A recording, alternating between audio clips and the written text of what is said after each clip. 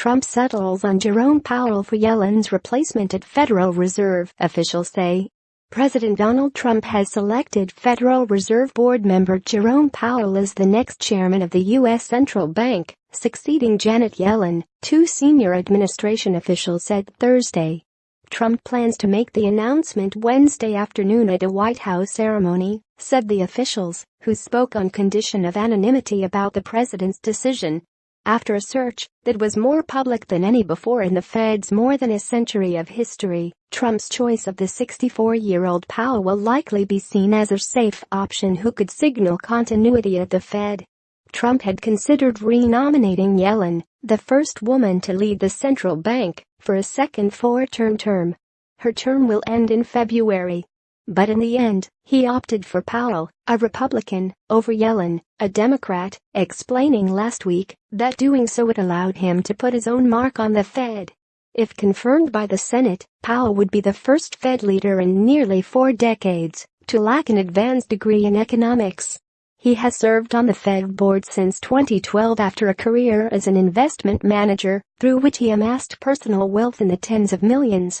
Trump had indicated that his final regular decision had come down to Powell, Yellen, and John Taylor, a Stanford University economist.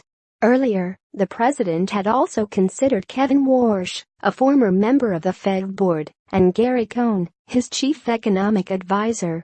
Powell will likely be welcomed on Wall Street as someone who has supported the cautious stance toward interest rate hikes that Yellen has pursued in her nearly 4 years as chair, and may be inclined to extend that approach if the economy performs as expected.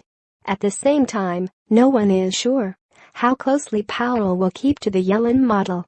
He is, for example, thought to be more skeptical than Yellen of the tighter regulations that were enacted after the 2008 financial crisis.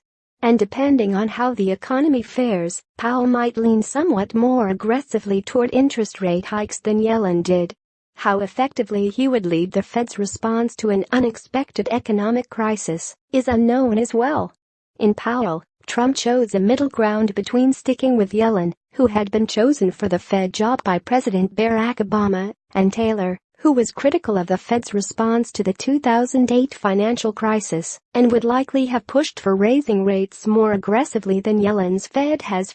In an interview last week discussing his decision, Trump told the Fox Business Network, "You like to make your own mark, which is maybe one of the things she's got a little bit against her, but I think she is terrific."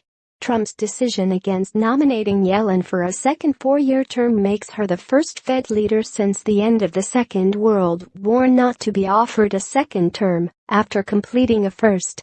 It also breaks the pattern of the past 3 Fed chairs who were first nominated by the president of one party and then renominated by the president of the opposing party.